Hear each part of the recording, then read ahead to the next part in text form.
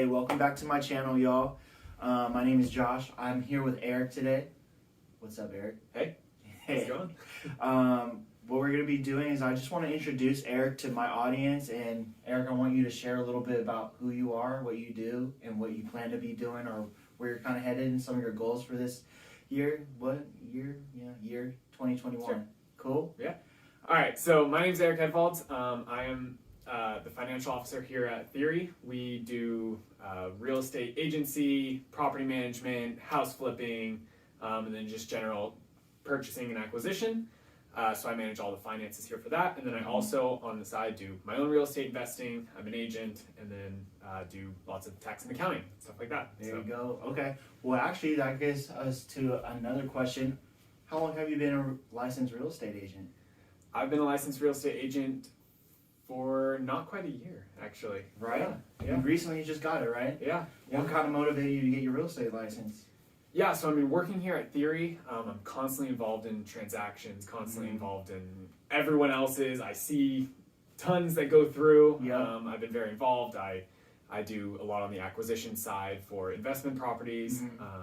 And then, so I've been around the real estate. I just haven't really gotten the license myself. And then when I was like, I might as well do it myself. So got my license, done quite a few transactions since then. And that's already, yep. Fast, yes. So why not have your real estate license? Just all education, at the end of the day. Yeah. Worst case, I'll say worst case, even if you don't use it, like you get it, you get the knowledge and everything. If you want to be a real estate investor, there's some small areas where like maybe you don't want to if you're getting into wholesaling and stuff like that. Right. Just some legalities around that, but generally it's just good knowledge to have. And there's still deals where I'll use an agent, even though I'm an agent, I'll still use an agent. Right. Just depending on like my time constraint, the specifics of the property, whether it's commercial or residential or complicated transaction process. So, but it's never bad information to have. No, not. Always invest in yourself.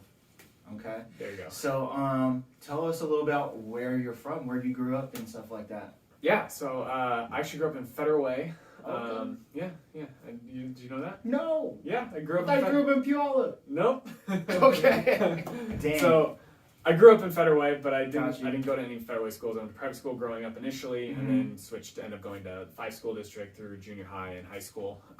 So went to 5 high school, and then after that got married, went to UW-Tacoma got my bachelor's in accounting, and then my wife grew up in Puyallup, and she's a big Puyallup person. So we bought our first house in Puyallup, in downtown Puyallup, and I just fell in love with downtown Puyallup. That's why he thought I was from Puyallup, because I love downtown Puyallup. It's where I do most of my investing. And yeah, I just got a heart for that city, and that's kind of where I do my thing.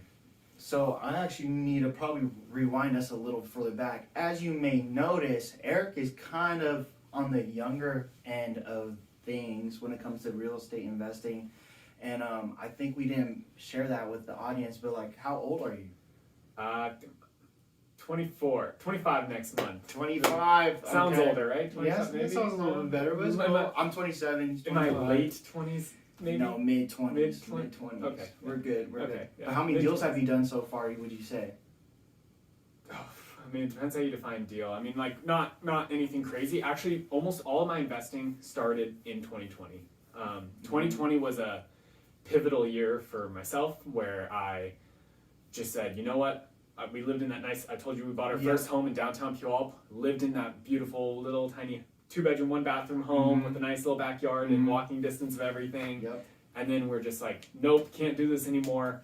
Not that we couldn't, like, we just realized that was not putting us in the trajectory of success that we wanted to be as fast as we wanted to be. So we moved out of that. We went and bought a triplex in Bonnie Lake to moved into a little basement back in May. And then since then have bought another triplex, duplex, couple commercial properties, working on a few other storage units, vacation rentals, stuff like that. But it kind of all started with a little bit of that seed money from that Puyallup house, huh? Yeah, for sure. It was a game changer to get into the first house initially. Like, whatever you can do, you get into real estate initially. No one's mad that people say, the market's crazy right now. Maybe I'm going to wait for a crash. People have been saying that since 2016, And the truth is, I know a lot of people that bought homes back in the 40s and the 50s and the 60s and stuff, and no one was like, man, I'm so upset I overpaid back in 1963 when I paid $80,000 for a house that was worth 60. Right. They're not mad about it today. Right. So Right. fact is, I got in.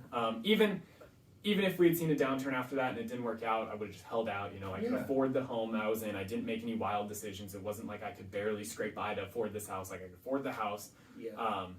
I got in, and then I realized that home went up. In the first 6 months I lived there, went up $50,000, and I was like, shoot, like, I can't save that, Right. and that, like, it could take In a a couple of years. Yeah, sheesh. So I realized that was like the aha moment. the aha moment that, like, wealth wasn't built just by saving. Like, you need that saving aspect, you need that fiscal responsibility on your personal side to be able to really accelerate your growth, and, like, to not let your growth kind of eat away or get into a risky situation. But, like, that was a pivotal moment. Oh, yeah. In realizing that wealth is made off assets. There you go. I heard like 3 or 4 gems in there. I don't know if you guys caught that, but that's really good. Okay, so you're 25 years old. You recently got your real estate license. You studied finance. How do you feel like finance has helped you understand your investment strategy?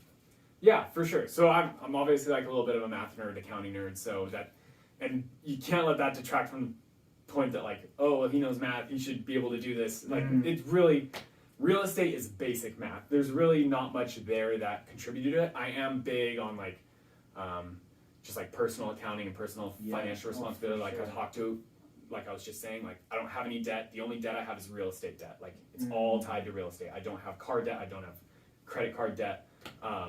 Because you live a very simple life in your personal life. You live it very simple, very fiscally responsible, and you let all this build on the side. You kind of figure out a budget, right? Like, I'm sure you've written it out multiple times, like physically written out, like your fixed expenses, and then some of your recreational expenses, right? Yeah, so you usually know write what's it out, going and then in. I usually end up using a software, and then it makes it really easy. And but being on top of your personal life so that it doesn't interfere with your business life and the game you got going on the side. It's very important, guys, to know your budget. I mean, it's okay to have a budget. Don't listen to these rap stars out here and movie scene and all this stuff saying, like, oh, I don't have a budget, da-da-da-da. If you want to get ahead in life, it's good to know your budget. How long have you been married? I got married at 20, so coming up on 5 years now. Congrats. Yeah. Did you meet your wife going to Puyallup? She's actually homeschooled, so we met at Puyallup during high school. But no. That's perfect. At So that's 16. kind of what I'm trying to get into. Most people, right, when they think about going to college, they want to go to like a big 4-year school. You want to go to a big 4-year school. You want to live off campus. You want to have that full experience of going to a 4-year college. But you kind of didn't do that, right? Yes. I went to high school. Probably should have done Running Start.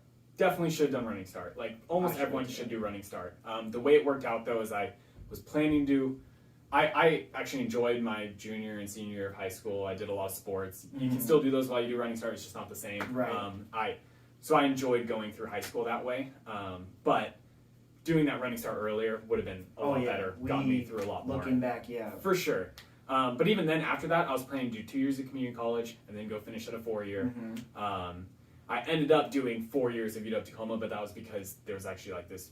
I was the first year of this freshman direct scholarship for the business school, so it ended up being cheaper than doing 2 years of community and 2 years full price. There you go. But I went with the economical route. I commuted to school every day. I lived at my parents at the time. That's what I wanted to do. I got to school. I got out. Like that. It wasn't experience for me. Right. I got the degree, and a lot of things you don't need a degree for. Almost everything I'm doing in real estate don't need a degree for. My day job, being the accounting for theory, that like requires an accounting degree. So I got an accounting degree because W-2s are nice. When you're financing for properties and stuff, W-2s are nice. Yeah, that's a good gem right there too. But everything else does not require an education.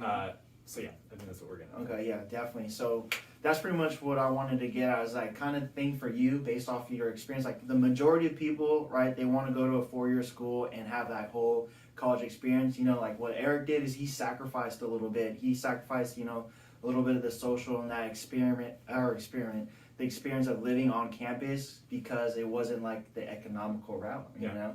So, he was saving, he was always planning, he was thinking, 5 steps ahead rather than thinking about always like right now when it comes to that. And that's kind of what I wanted to share with everybody. And the other gem is, if you guys don't know what Running Start is like a program that you can do in high school where it allows you to go to the local community college or college in the area and start gaining your college credits sooner while you're still in high school. So that's a super awesome tool to use. It's something that I kind of wish I did, but I thought I was going to play sports, so I wanted to be at school all the time. So I played sports and stayed at school versus going to the local community college and getting college credit sooner. So I could have just jump started, like getting my education kind of thing. So yeah, that's good. And really, it was the most affordable 4-year degree in accounting. That's all I wanted. I didn't care where it was. Like, it was the most affordable 4-year degree in accounting because I worked throughout the college. My bachelor's degree in accounting is a checkbox. Like, when I apply for somewhere, it's just like they don't ask where I got it from. They don't care what grades I got. Just a little checkbox that says I have a degree in accounting. Exactly. And beyond that, what's really been the trajectory of a career path has been the experience. So I worked all through college. I didn't just, join. Not that clubs are bad at school. I didn't join a bunch of clubs. I didn't do anything. I got into school. I got out. Yeah. And while I was there, I worked in accounting. I found accounting assistant jobs, and being able to work through the education brought me out a lot further ahead because of the experience, not just because of the education. Of course, that's good. Because since we're talking on that subject of education and college, a 4-year degree, right? You're going to school for 4 years. But something I noticed more recently with even my career now, working in real estate and investing, is the time that you're associating with getting your college degrees, same thing that you can associate with building any kind of business, right? For me, my experience is the first year you start, your freshman year in your business, you don't know anything, you're just learning, you're trying to gain some experience, right? And then in the second year, you kind of get a better handle of what the first year was, so you kind of maybe gain a little more ground. And then after that, it's your junior year, which is the year you're supposed to pick your major. But as far as my experience with building my business, my junior year, I'm I know exactly what I want to do, and I know exactly how I'm going to get there, which is kind of similar to picking your major in college. And then your senior years, you're fully immersed in that, and now you're you know exactly what you want to do, you're learning it, and eventually after your senior year's over, you're going to go out in the world and start applying everything you know, right? And that's kind of where I feel I am at in my business, because I'm entering my 3rd year, and I know what I'm doing, I know how to do it. And so in my 4th year, I'm just going to be at that senior level of college education where it comes to my career. So what I'm trying to say is everything is a process where it takes time to build and learn and master it. Similarly, going to school, you learn whatever your degree is. So you're learning that for 4 years, and then they give you a degree, which is a bachelor's degree. And then vice versa, if you're working on a business, building a business, it's not going to happen the first year. You might find some success, but that's not going to get you to that next level of where you want to be. You have to keep working on the business to grow the business, so that way, in the 3rd and 4th year, you're going to be flourishing exactly the way you envision. So you got to stay on it, stay consistent, keep working at it is kind of what I want to tell the audience. And that's similar going to school. Do you have anything to add to that? Yeah, I think it almost all comes around to goal setting. I was way back, I knew I wanted to be in the finance, business, accounting realm since junior, senior year of high school, and then I always knew I wanted real estate long term. But I figured that was I'll buy a house and then eventually I'll move out of it and I'll rent it and stay there for 3 to 5 years. Move out of it, buy another one, rent the previous one out. Just because that's kind of the real estate I'd seen up to that point. Right. And then progressing, getting into theory and stuff, you realize there's a lot of real estate. You can accelerate so many different ways. You can accelerate it a lot faster than you thought you could. Right. And then I wouldn't let that diminish from the slow process of building, what you're talking about, of building a business, building a real estate portfolio. It doesn't have to be crazy fast, and sometimes crazy fast is fast. It's just it doesn't feel like it while it's going through. I live in a triplex right now. I'm moving into my next place. It's another duplex, and it's only been probably 10 months, 11 months, and then closing will hit the 12-month mark, for living in it. But it feels like a slow process living in that triplex, and really that's just one a year. If I continued at that route, I'd have a lot of properties. I'm not going to. I'm going to kind of probably do single family after this next duplex, and then maybe enjoy it a little bit. But what I like to do is when you're looking at your goals, figure out your 10-year goal. Where do you want to be in 10 years? For me, that was, at the time it was like 30 when I started doing this. But, so you look at like a 10-year goal, and then you break it down to like what needs to happen, for that, you start breaking down every single year what your goals need to hit, and you start to realize your year-to-year goals are smaller than you think they are. Right. Like, I don't need to become a millionaire next year. Right. Like if you're starting at zero, you don't just need to say I need to become a millionaire next year. Yeah. But if you went for 10 years and then you start breaking it out, and you understood what real estate could do to that and where wealth is generated, because like if you just said that 10 years I want to be a millionaire and you're starting from zero, that's $100,000 a year, for example. It's probably less on the front end, more on the back end, right. Because of investments. But you're not saving $100,000 a year. Exactly. What we're talking about though, as I mentioned before, is like it's called reverse engineering, right? You start out where you want to go, and then you start breaking it down into smaller goals of how to get there and create that ladder or that stack, So we talked a little bit about an aha moment for you, but when would you say, how old were you? When was like your aha moment? I mean, I've always been pretty goal driven and motivated, I'd say. But what's funny is that it's a lot of times it's small moments that are going to traject your life that end up becoming big decisions, but then the big decisions kind of seem small. So one for me, I think there's been multiple throughout the, that have continued the motivation, that have opened new doors, that have just scaled things quicker. Right. But one, I went to this event right after I joined Theory in San Francisco. Gotcha. It was a big event with San Francisco, Yep. Tony Robbins, Gary Vee, Grant Cardone, Sylvester Stallone, like all these people. Yep. And I was like, man, I really just need to, like, I was getting really motivated, and I was like, what? Obviously, I want all these things, that's why we're doing, like, it's not all this. You want, like, the time freedom, you want the ability to kind of do what you want with your life, what you feel like your purpose was on this life, and it's usually not working whatever job you're doing. Right. So I started thinking, what's one actionable step I could take from this whole conference? It's a super motivating conference, Tony Robbins, you feel like you want to change your life and jump in a plunge pool or something. Like, or you could fly. Yeah, but it's like, what's the one thing I'm actually going to take away from this? Grant Cardone, you're like, man, maybe tomorrow I'll just go buy a 140 unit, and you're like, oh yeah, but that's not going to happen. So it's like, what's the one step I can take away from this that's gonna push it to the next level? And that only decision was made is I'm going to reach out about remodeling my home.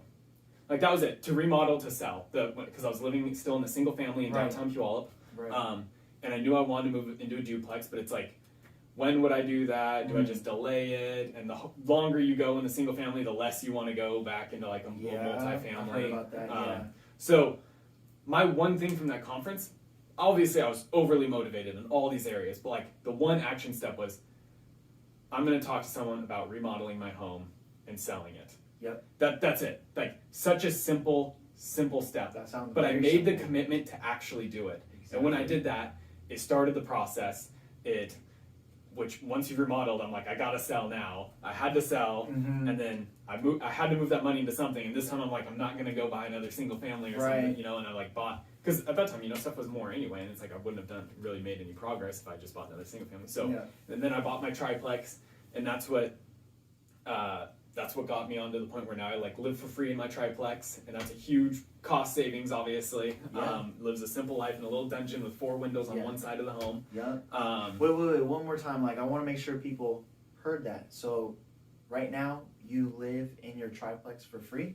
I do. Super important. Like, so you started in a single family, you remodel it. You remodel it to sell it, to start hacking your lifestyle, right? Something they call house hacking, right?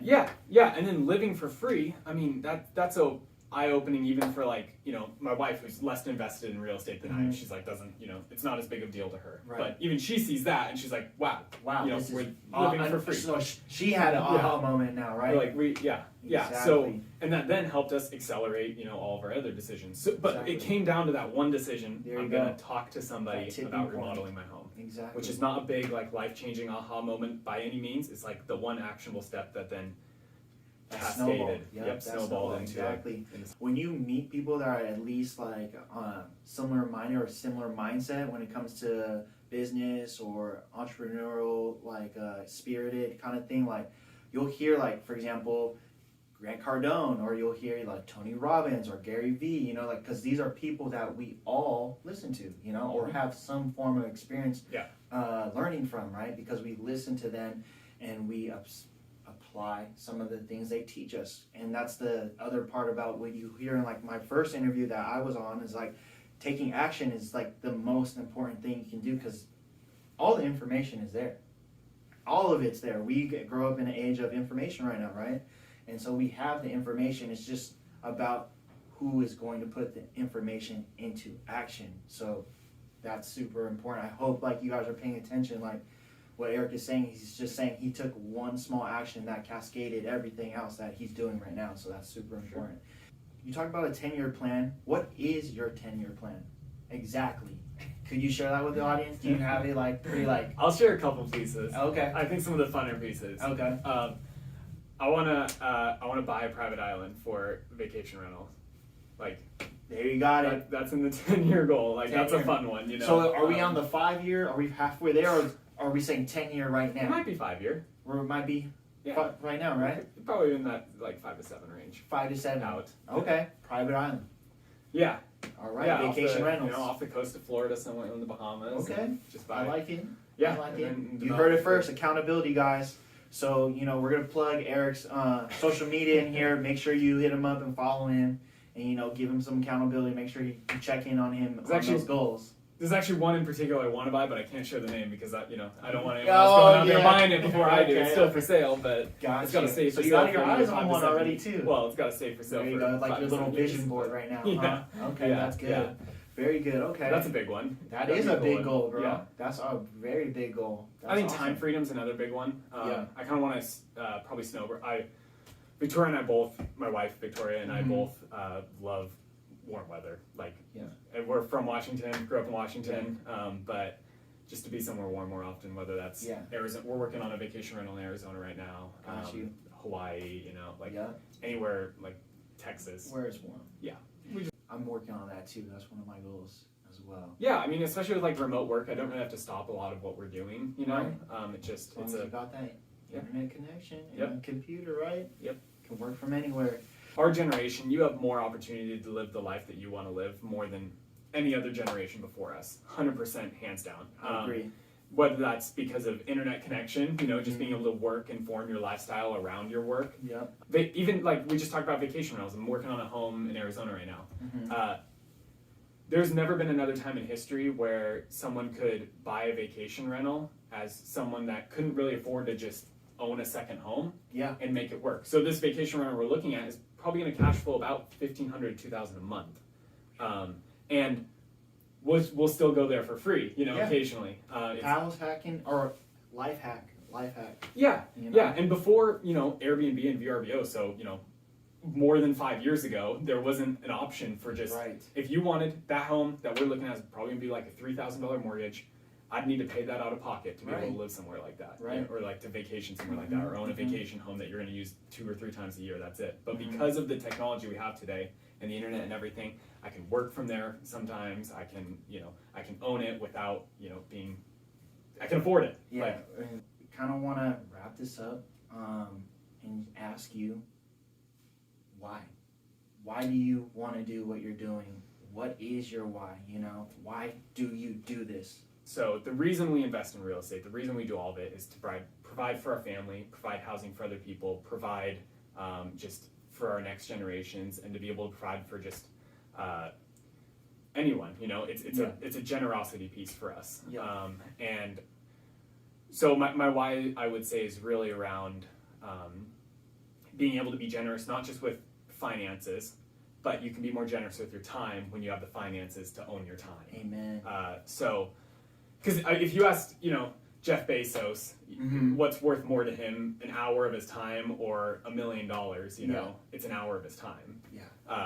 So really having the time freedom to spend on people that need it, spend on my family, I have a daughter, 10-month-old daughter, would love to spend more time there and spend more time in places that I am warm, you know, like even that, like there's, being able to send other people on vacations also, you know, like being able to use that Arizona vacation property as a thing to give to people, you know, so just being able to define my purpose in life. I don't think many of our purposes is to work indefinitely and then die. I wouldn't say most people find a passion in that. Even if you love your job, I love my job every day, but it's not my purpose, Right. you know? So Exactly. just being able to pursue what that is, and I think a lot of people go through life and don't end up getting to do what they really want to do in life. And I'd say then using my ability to do that to create opportunity for other people to do that. Amen, man. Yeah. That's dope, bro. That's dope. Okay, so everybody, this is Eric. Where can everyone find you? Instagram would be Erik Edvalds. How do you spell that? My name will be Okay, right we'll here. put it in the comments right, too. right here, right. It'll be Right around there. here, right here. It'll be somewhere. Here. Eric Edvalds. It's literally at Erik Edvalds because there's Okay. no other Edvalds. Okay. So Very or good. there are others, my family, but no one outside of that. So Okay. same thing on Facebook. You can find me on Facebook, Erik Edvalds. That's pretty much it. Dope, man. I'd say. All right. I mean, I think that's going to wrap it up. If you have any questions, regarding financing and real estate investing, you can always hit up Eric or myself. Also, I want to end. I have this little saying or African proverb I like to use on my business card, and it goes something like, if you want to go fast, go alone. But if you want to go far, go together. For sure. So let's go together, guys. All right. Thank you for tuning in and listening, and we'll catch you on the next video.